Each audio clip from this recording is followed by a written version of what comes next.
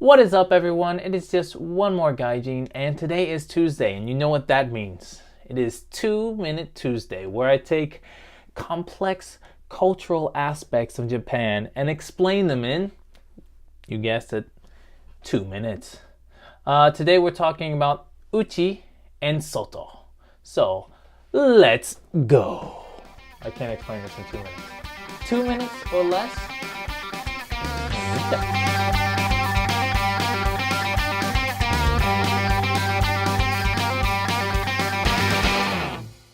Okay, let's get right into it. So, Uchi and Soto is probably, in my opinion, one of the most important things in Japan. It's also one of the most complicated. It's reflected in interactions between different people and different groups, and it's also reflected in the type of language that you're using between those people. The most simple thing to start off with is the meaning. Uchi means inside, and Soto means outside. And a very simple example of this is when you take your shoes off in the genkan.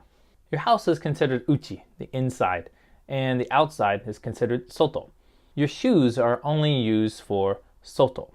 When you come inside your house, you use slippers, and those are uchi, or inside. This complicated thing dealing with shoes can also translate pretty well to society, especially in the workplace. Your coworkers, especially your coworkers that are in your same department, are considered uchi. You can use neutral to casual Japanese with them. So they're basically your slippers. They're your uchi. Your boss is soto. You have to use honorific language with him. You also use san or some other form of honorific. So your boss is your outside shoes, your soto. Now, this is all inside your company. If you're talking with a customer, the customer is soto, and now your whole company is uchi. So you talk to the customer in honorific language, and when you're talking about your company, you use the humble language. So for example, while you normally refer to your boss using the san ending, when you're talking to a customer, you would drop that because the company is your uchi. So everything changes in different situations. There are different uchi and soto in different situations. That's what's so complicated.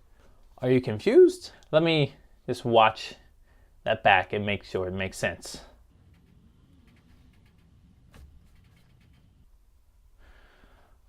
Okay, it makes sense to me.